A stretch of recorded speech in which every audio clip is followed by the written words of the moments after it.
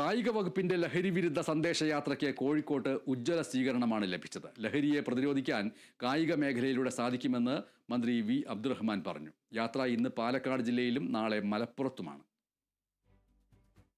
കായിക മേഖലയെ സജീവമാക്കി ലഹരി വ്യാപനം തടയുക എന്ന ലക്ഷ്യത്തോടെയാണ് ഇത്തരമൊരു യാത്ര നടത്തുന്നതെന്ന് മന്ത്രി വി അബ്ദുറഹ്മാൻ വ്യക്തമാക്കി.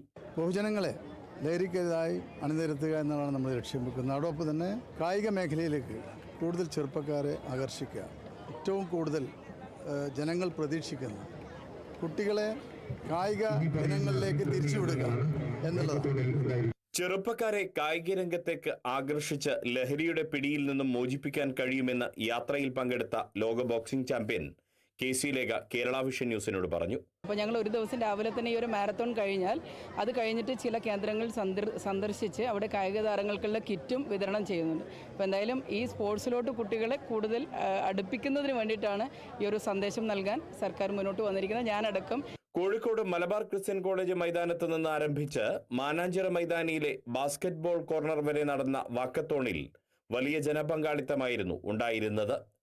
തുടർന്ന് സംഗീത ശില്പവും അരങ്ങേറി.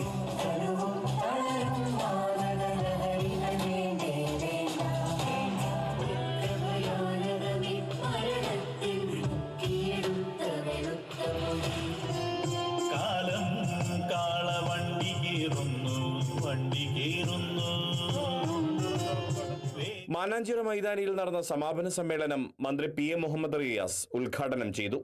വനം വകുപ്പ് മന്ത്രി AK ശശീന്ദ്രൻ മുഖ്യാതിഥിയായിരുന്നു. മെയ് 5 കാസർഗോഡ് നിന്നും തുടങ്ങിയ കിക്ക് ഡ്രഗ്സ് ലഹരി വിരുദ്ധ ക്യാമ്പയിൻ സംസ്ഥാനത്തെ മുഴുവൻ ജില്ലകളിലും പ്രയാണം നടത്തുന്നുണ്ട്. 22 കൊച്ചി മറൈൻ ഡ്രൈവിലാണ് ക്യാമ്പയിൻ സമാപിക്കുന്നത്. കായിക രംഗത്തെ കൂടുതൽ വളർത്തുക, അതുവഴി ലഹരി വ്യാപനം തടയുക എന്നുള്ളതാണ് സർക്കാർ ഇതിലൂടെ ലക്ഷ്യമിടുന്നത്. ഈ സംരംഭത്തെ നമുക്കും പിന്തുണയ്ക്കേണ്ടതുണ്ട്. ക്യാമറ പേഴ്സൺ സജി തറയിലിനൊപ്പം Riyas KMR, Kerala vision news, Kozhikode.